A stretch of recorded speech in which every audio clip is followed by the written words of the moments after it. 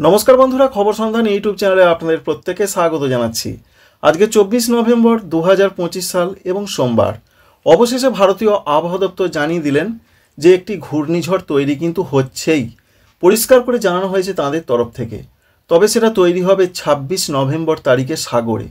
সেটা উপকূলে কোথায় আসতে পারে এবং আগামী কয়েকদিন কেমন তার গতি প্রকৃতি থাকতে পারে, আজকে কি হতে পারে সেটা অবশ্যই জানিয়েছেন আবহাওয়া দপ্তর। স্টেপ বাই স্টেপ সমস্ত কিছু আপনাদের জানাবো। অনেকে বলছেন শুধু মডেল আর মডেল। দেখুন, আবহাওয়া দপ্তরের আপডেটটা আপনাদের প্রথমেই জানাই, তারপরে আমাদের কিছু বলতে গেলে অবশ্যই মডেলকে দেখাতে হবে। তো মডেলের আপডেটটা সেই জন্যই আপনাদের দেখিয়ে থাকি। শেষ পর্যন্ত একটু ধৈর্য সহকারে দেখুন। অনেকে বলছেন ভিডিও একটু শর্ট করতে হবে, খুব চেষ্টা করছি যাতে আরও শর্ট করে আপনাদের সামনে উপস্থাপন করা যায়। এই মুহূর্তে যেটা আপডেট রয়েছে, গতকাল তৈরি হয়ে গিয়েছিল সুস্পষ্ট নিম্নচাপ। আজকে সেই সুস্পষ্ট নিম্নচাপ গভীর নিম্নচাপের আকারে পরিণত হবে, এটা আইএমডির তরফ থেকে জানানো হয়েছে। এবং সেই একই জায়গাতে দেখতেই পাচ্ছেন বিরাট যে এগিয়ে আসছে তা কিন্তু নয়। এবং যেটা বলা হয়েছে এবার সেটা পশ্চিম এবং উত্তর পশ্চিম পথে ঠিক এইভাবে এগিয়ে আসার কথা বলা হয়েছে। এবং এগিয়ে আস্তে আস্তে যেটা আপডেট রয়েছে 26 তারিখের দিকে সেটা অনেকটা এগিয়ে আসবে, অনেকটা না হলেও কিছুটা তো এগিয়ে আসবেই। বিশেষ করে দক্ষিণ পূর্ব বঙ্গোপসাগর এবং দক্ষিণ আন্দামান সংলগ্ন সাগরে একটি ঘূর্ণিঝড়ের আকারে পরিণত হবার সম্ভাবনার কথা বলেছেন ভারতীয় আবহাওয়া দপ্তর।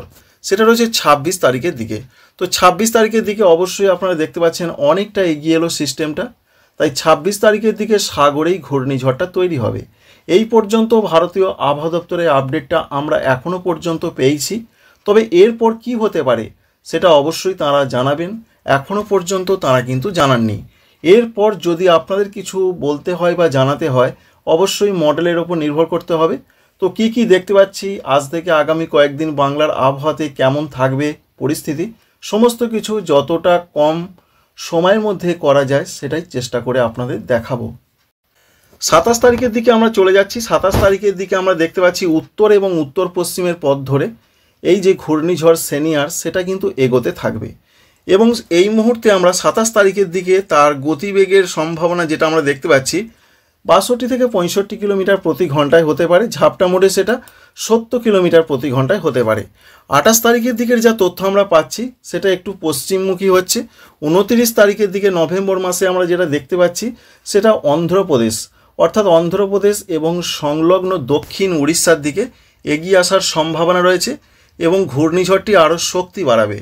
যদি আমরা কাউন্ট করে দেখি তার গতিবেগটা কত থাকতে পারে, প্রায় 90 কিলোমিটার প্রতি ঘন্টায় থাকার সম্ভাবনা রয়েছে।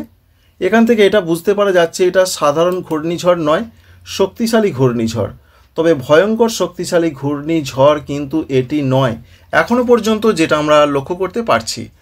এবার আমরা দেখার চেষ্টা করব 30 তারিখের দিকে কি হতে পারে। 30 তারিখের দিকে আমরা দেখতে পাচ্ছি অন্ধ্রপ্রদেশের বিশাখাপত্তনম সংলগ্ন জায়গার কাছে চলে আসছে ঘূর্ণিঝড় সেনিয়ার। তবে বাস্তবে এটার মিল পাওয়া যাবে কিনা কিছুই বলা যায় না। যেটা আমরা দেখছি সেটাই আপনাদের জানাচ্ছি। এটা থেকে একটা ধারণা তৈরি হতে পারে, আর কিছু নয়। যেটা নিশ্চিত মোটামুটি সেটা প্রথমেই জানিয়ে দিয়েছি যে আইএমডি কি বলেছেন।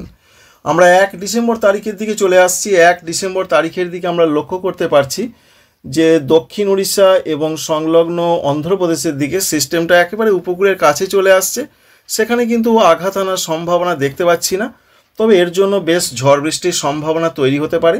যেহেতু একবারে কাছে চলে আসছে, হয়তোবা এখানে ঢুকলেও ঢুকতে পারে, নয়তোবা সেটা এগিয়ে আসতে পারে বাংলার দিকে। এই দুটো জিনিস হতে পারে, সব কিছুই হতে পারে। সঠিকভাবে তো আমরা বলতে পারি না কিছু। তো আমরা যেটা দেখতে পাচ্ছি এগিয়ে আস্তে আস্তে বাংলার দিকে এগোতে এগোতে সেটা শক্তি হারিয়ে ফেলছে।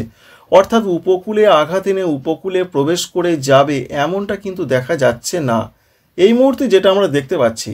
তবে এর জন্য অন্ধ্রপ্রদেশ, উড়িষ্যা এবং পশ্চিমবঙ্গের উপকূলবর্তী জায়গাগুলোতে বেশ দমকা ঝোড়ো হাওয়ার একটা চান্স বা সম্ভাবনা থাকবে। কারণ উপকূলের যে বহু দূর দিয়ে যাবে তেমনটা নয়, মোটামুটি একটু কাছ দিয়ে যেতে পারে এমন একটা সম্ভাবনা তৈরি হতে পারে। যাই হোক, যেটা দেখতে পাচ্ছি আমরা ঘূর্ণিঝড় হয়তো বা সাগরেই তার শক্তি হারিয়ে অতি গভীর নিম্নচাপে পরিণত হতে পারে। আমরা দেখতে পেলাম যে 3 তারিখে রাতের দিকে সেটা শক্তি হারিয়ে ফেলছে, তখন তার গতিবেগ হয়ে যাচ্ছে 43 কিলোমিটার প্রতি ঘন্টায়। ঠিক কখন শক্তি হারাতে পারে যদি আমরা দেখার চেষ্টা করি, আমরা দেখতে পাচ্ছি 3 তারিখে সকালের পর থেকেই সেটা আস্তে আস্তে শক্তি হারাতে থাকবে সাগরের মধ্যেই। 4 তারিখের দিকের যা পূর্বাভাস সেটা নিম্নচাপে পরিণত হবে, 5 তারিখের দিকে সেটা নিম্নচাপ থেকে সুস্পষ্ট নিম্নচাপ, 6 তারিখের দিকে সেটা একটা সাধারণ নিম্নচাপ বা ঘূর্ণাবর্তে পরিণত হতে পারে। এই রয়েছে মোটামুটি একটা পূর্বাভাস। এর জন্য বাংলার জেলায় জেলায় কেমন পরিস্থিতি হতে পারে, কি কি দেখতে পাচ্ছি আমরা সেটাই একবার দেখিয়ে দেওয়ার চেষ্টা করব। যেটা আমরা দেখতে পাচ্ছি অন্ধ্রপ্রদেশ উড়িষ্যার দিকে উপকূলবর্তী জায়গাগুলোতে বেশ প্রচণ্ড বৃষ্টির দমকা ঝড়ের সঙ্গে প্রচণ্ড বৃষ্টির সম্ভাবনা, আর পশ্চিমবঙ্গের উপকূলবর্তী জায়গাগুলোতে একটু মাঝারি থেকে ভারী বৃষ্টির একটা আশঙ্কা রয়েছে, যেমন দীঘা রয়েছে, মন্দারমণি রয়েছে, সুন্দরবন রয়েছে, এই এলাকাগুলোতে হতে পারে। অন্যান্য দক্ষিণবঙ্গের জেলাগুলোতে বিরাট কিছু হবে না এমনটাই এই মুহূর্তে আমরা দেখতে পাচ্ছি। এর পরিবর্তনও অবশ্যই হবার সম্ভাবনা থাকে এবং বাংলাদেশের উপকূল বিশেষ করে দক্ষিণ বাংলাদেশেও হালকা হালকা বৃষ্টি হতে পারে, এমনটা একটা সম্ভাবনা এই মুহূর্তের আপডেট থেকে আমরা দেখতে পাচ্ছি। হয়তো দেখা গেল বাংলার দিকে এলো, শক্তি হারালো না, তাহলে আবার বৃষ্টি হতে পারে। জেনারেলি যেটা হতে পারে, যদি বাংলায় সরাসরি আঘাত না হানে, তাহলে যেটা হতে পারে, যেমন দক্ষিণবঙ্গের ক্ষেত্রে কলকাতা, হাওড়া, হুগলি, 24 পরগনা, মেদিনীপুর এই সমস্ত জায়গার দিকে মাঝারি থেকে কোনো কোনো জায়গায় একটু বেশি বৃষ্টিপাতের সম্ভাবনা থাকে, ঠিক তেমনটাই দক্ষিণ বাংলাদেশের দিকে থাকবে। মিজোরাম এবং ত্রিপুরা, দক্ষিণ ত্রিপুরা, গুমতি এই জেলাগুলোর দিকে হতে পারে, এমন একটা সম্ভাবনা হতে পারে। আবার যেটা দেখালাম যে বৃষ্টি হবে না, সেরকমও হতে পারে। বাস্তবিক ক্ষেত্রে সেটা কোন দিকে আসবে, কোথায় ঢুকবে, সমস্ত কিছুই তার ওপর নির্ভর করবে। এগুলো যা দেখাচ্ছি সবই কিন্তু আনুমানিক, একটা ধারণা তৈরি হতে পারে যে এরকম আসতে পারে, মডেল দেখাচ্ছে। আর আবহাওয়া দপ্তর ঘূর্ণিঝড় তৈরি হবে 26 তারিখে, এই পর্যন্তই তাদের রয়েছে আপডেট। এরপর আর কোনো আপডেট কিন্তু তারা দেননি। আশা করছি 2 বা 3 দিনের মধ্যে তারা আরও আপডেটে জানাবেন যে কোথায় আসতে পারে, কোথায় কেমন বৃষ্টি হতে পারে। তো আমরা যেটা দেখতে পেলাম, বাংলার ক্ষেত্রে বিরাট চিন্তার কোনো কারণ নেই এই মুহূর্তের যা তথ্য আমরা পাচ্ছি। এবার আমরা অন্য একটা মডেল থেকে খুব সংক্ষেপে দেখিয়ে দেওয়ার চেষ্টা করব বৃষ্টির আপডেটটা। আমরা জিএফএস দেখছিলাম, এবার ইসিএমডব্লিউ থেকে কি দেখতে পাচ্ছি একবার দেখানোর চেষ্টা করব। তাতে যেটা দেখা যাচ্ছে, মূলত সেই ঘূর্ণিঝড়ের যে আপডেট রয়েছে সেটা অন্ধ্রপ্রদেশের দিকে আসছে এবং পরবর্তী ক্ষেত্রে সেটা অন্ধ্রপ্রদেশ এবং দক্ষিণ উড়িষ্যাতেই আঘাত হানতে পারে এবং সেখানেই বৃষ্টির সম্ভাবনা রয়েছে। আর পশ্চিমবঙ্গের দিকে বৃষ্টির সম্ভাবনা সেইভাবে নেই, হলেও সেটা হালকা হালকা বৃষ্টি হতে পারে, মেঘলা আকাশ থাকবে। সুতরাং এখান থেকে 2 মডেলের যা এই মুহূর্তে আপডেট আমরা পাচ্ছি, বাংলায় ততটা দুর্যোগের পূর্বাভাস দেখা যাচ্ছে না।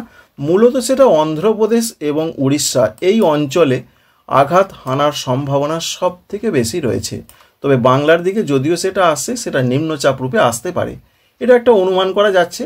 তো আইএমডি কি জানান সেটা আপনাদের পরবর্তী ক্ষেত্রে অবশ্যই জানিয়ে দেওয়ার চেষ্টা করব। আজকে কোথায় কেমন পূর্বাভাস রয়েছে, তাতে তাপমাত্রায় ব্যাপক কোনো চেঞ্জ বা পরিবর্তন নয়, যদিও 1 ডিগ্রি কোথাও কোথাও কমা বাড়া এটা হচ্ছে এবং হতে পারে, বিরাট যে পরিবর্তন তা কিন্তু নয়। যেটা আমরা দেখতে পাচ্ছি, কলকাতার দিকে 19 থেকে 20 ডিগ্রি থাকবে, কলকাতা, হাওড়া, হুগলি, 24 পরগনা, মেদিনীপুর এই সমস্ত জেলাগুলো। তবে কোনো কোনো জায়গায় আবার 18 ডিগ্রিও থাকতে পারে। এছাড়া নদিয়ার সঙ্গে রয়েছে পূর্ব বর্ধমান, এদিকে থাকার সম্ভাবনা রয়েছে 16 থেকে 18 ডিগ্রি। পশ্চিম দিকের জেলা পুরুলিয়া, বাঁকুড়া, এছাড়া রয়েছে বীরভূম, পশ্চিম বর্ধমান এই জেলাগুলোর দিকে থাকতে পারে 16 থেকে 18 ডিগ্রি সেন্টিগ্রেড। অন্যদিকে উত্তরবঙ্গের জেলাগুলোয় তাপমাত্রার যা খবর রয়েছে, সেখানে 17 থেকে কোথাও কোথাও 19 ডিগ্রি থাকার সম্ভাবনা রয়েছে। বাংলাদেশের উত্তরাঞ্চলে 17 থেকে 18 ডিগ্রি থাকতে পারে, বাংলাদেশের দক্ষিণাঞ্চল যেমন 18 থেকে 19 ডিগ্রি থাকতে পারে, 19 বা 20 ডিগ্রি হতে পারে চট্টগ্রাম বিভাগের দিকে। এই পর্যন্ত আপডেট, বৃষ্টির কোনো সেইভাবে খবর নেই, যদিও পশ্চিমী ঝঞ্ঝা একটি পাস করছে, তার জন্য উত্তরবঙ্গের কোনো কোনো জায়গায় খুব হালকা বৃষ্টি হতে পারে পাহাড়ি এলাকাগুলোতে, দার্জিলিং, কালিম্পং, এছাড়া সিকিমের দিকে বৃষ্টি হতে পারে, সঙ্গে রয়েছে অরুণাচল প্রদেশের দিকে হালকা বৃষ্টি হতে পারে। দক্ষিণবঙ্গের জেলাগুলোতে আপাতত কোনো বৃষ্টির সম্ভাবনা থাকছে না। আগামী কয়েকদিন দক্ষিণবঙ্গের জেলাগুলো মোটামুটি হবে, শুকনো থাকারই কথা রয়েছে। অন্তত নভেম্বর মাস পর্যন্ত, 30 তারিখ পর্যন্ত সেরকম কোথাও কোনো বৃষ্টির সম্ভাবনা বা পূর্বাভাস নেই। আর মেঘলা আকাশ থাকার সম্ভাবনা অবশ্যই রয়েছে, কারণ একটি সিস্টেম অবশ্যই তৈরি হয়ে গেছে, সেই সিস্টেমটা অনেক দূরে রয়েছে। এখনই মেঘলা আকাশ সেইভাবে নয়, মোটামুটি হবে 29-30 তারিখ থেকে আস্তে আস্তে পশ্চিমবঙ্গ, ঝাড়খণ্ড, এছাড়া রয়েছে বাংলাদেশ, ত্রিপুরা, মণিপুর, মিজোরাম, নাগাল্যান্ড, উড়িষ্যা, দেখতেই পাচ্ছেন যে হালকা হালকা মেঘলা মেঘলা আকাশ থাকবে। 1 তারিখ 2 তারিখ ডিসেম্বর মাসে প্রচণ্ড মেঘলা আকাশ থাকবে, কলকাতা থেকে একেবারে দার্জিলিং, কালিম্পং, ঝাড়খণ্ড, এছাড়া উড়িষ্যা, বাংলাদেশ, উত্তর পূর্ব ভারত সর্বত্রই আমরা দেখতে পাচ্ছি। 3 তারিখ এবং 4 তারিখের দিকে মেঘলা আকাশটা রয়েছে, তবে আস্তে আস্তে সরে যাচ্ছে। 5 তারিখের দিকেও আংশিক মেঘলা আকাশ থাকার সম্ভাবনা রয়েছে। এই রয়েছে মোটামুটি আপডেট। সুতরাং ঘূর্ণিঝড় তৈরি হয়ে যাবার সম্ভাবনা 26 তারিখের দিকে, তা থেকে বৃষ্টির চান্স সেইভাবে বাংলার দিকে নেই, হলেও হালকা হালকা হতে পারে, যেটা আপনাদের দেখালাম। মূলত বিরাট যে বৃষ্টি হবে তা কিন্তু নয়, তবে এখনই নিশ্চিতভাবে বলা যাচ্ছে না।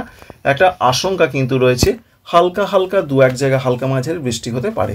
কোন দিকে আসবে, কোথায় ঢুকবে ঘূর্ণিঝড় সেনিয়ার, তার উপরই সমস্ত কিছু নির্ভর করবে। আশা করছি ইনফরমেশন আপনাদের ভালো লাগবে, কাজে লাগবে। লাইক করবেন, চ্যানেলকে সাবস্ক্রাইব করবেন। কোন জেলা থেকে দেখছেন অবশ্যই আমাদের কমেন্ট করতে ভুলবেন না। Thank you friends, thank you for watching.